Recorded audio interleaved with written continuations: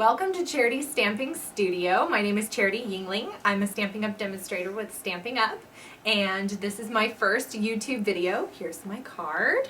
You can see my website listed there at the bottom, CharityYingling.StampinUp.net, for all resources for Stampin' Up! Items that you may see in my studio today. Above me, I have my banner that I made for my new blog. That is my blog address, charitystampingstudio.blogspot.com. You can visit my blog for all things stamping related. Now, let's get started with learning how to organize your craft room or stamping room. Over here, I have a rack for all of my ribbon and some of my punches. These racks were purchased at a local craft store. However, I have seen similar items using towel bars purchased at your local hardware store. You might notice my wonderful label. This label is a free digital download from Stampin' Up! And you can get these and use them with My Digital Studio, which is Stampin' Up's digital software. We have a free 30-day trial for that software right now. It's My Digital Studio 2. Down here, I have a chest of drawers for my punches. Being a Stampin' Up! Demonstrator means that I have a lot of paper punches, and this small chest of drawers is really useful because it's got real shallow drawers for storing your punches. And yes, all the drawers are full of punches. Then moving on over across the room here, this is kind of my creative space where I work the most, where all of my projects are created. I found this wonderful rack for holding all of my ink pads. I believe this rack was actually a cassette tape deck holder back in the day, and I repurposed it for my ink pads. I know that actually Stampin' Up! Does sell a wonderful new ink pad holder for holding your ink pads, so you might want to look into that if you visit my website. Around the corner here, I have the rest of my ink pads, and I have my ink refills stored in here. I have doubles, actually, of all of the ink pads to expedite my classes and things like that. I have my paper cutters here. This is basically my cutting counter. It gets filled up very quickly when I cut paper. Then over here, I have my Big Shot, which it has a permanent place now on my filing cabinet.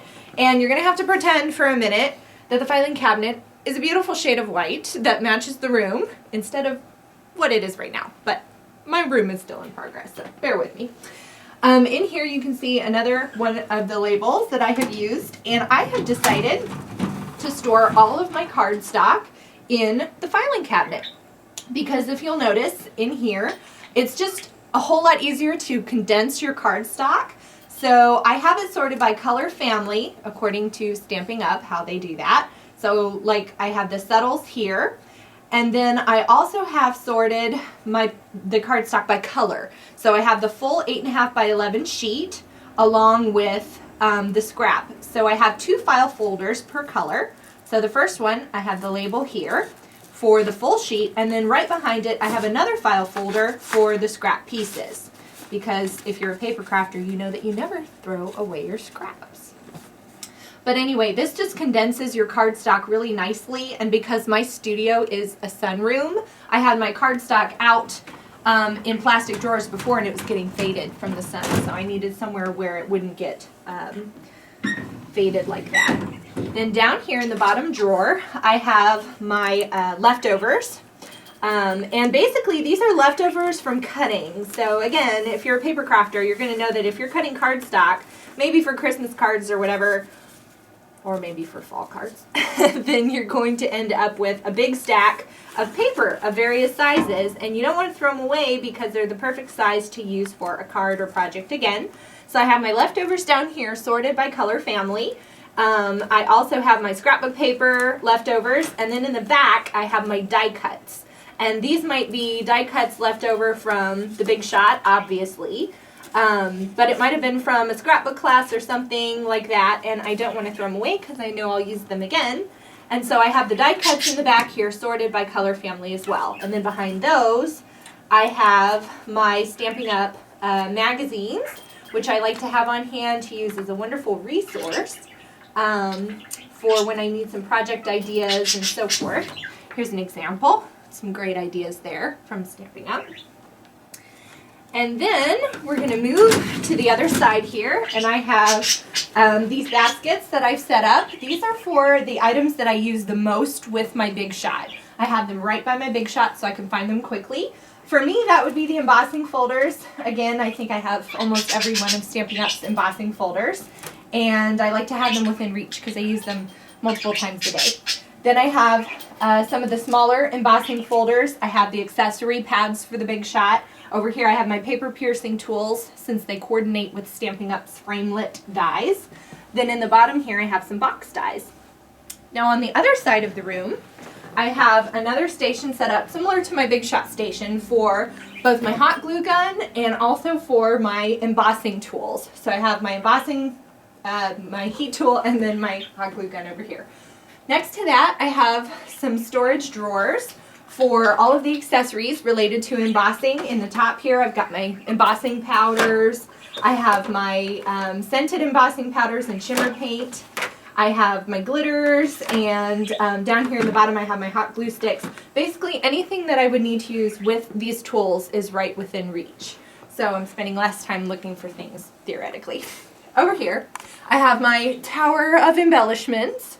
And in the top drawer here I've got my trims, and below it I have my flowers, some kits, accessories, which do include Stampin' Up's beautiful rhinestone gems, you can see there. And then I have embellishments, tags, buttons, brads, the buttons. I have a lot of buttons, they're threatening to take over the world. But you can see just all of the different, smaller items basically sorted here. I have my tools, and again you can see the wonderful labels from Stampin' Up that fit with our paper punches. So you can print them out from your home printer, and you can print, and then from there, after you've printed them, you can punch them out. Over here I have some of my class samples, which if you go to my blog you can actually see these again and have the opportunity to sign up for my classes, which right now is limited by locality and location. So if you're not in the area then you wouldn't be able to, but you can still use the ideas as a resource. Over here I have some of my projects sorted, and in the top drawer I have my current projects, which would include all of my cut and prepped kits for workshops, classes, make and takes of any kind, pretty much are up here. The next drawer is my cards that I keep for myself. Down here I have my swaps and more kits and fabric, because I have started using fabric with my paper crafting, since you can use the wonderful dies from Stampin' Up with the Big Shot to cut fabric. And a lot of my customers and my demonstrators on my team have asked me how I sort my paper, so I wanted to kind of show you how I sort my paper. I have over here my 12 by 12 cardstock, which I also sort by color family. Are you seeing a trend here? I sort a lot by color family. So I've got subtles, brights, regals, neutrals. I have the in color, and then at the bottom I have my scrapbook paper scraps.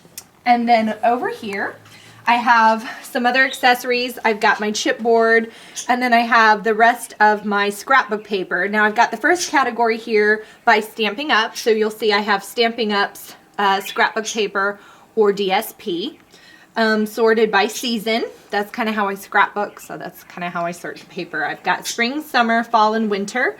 I've got the patterns from our paper stacks.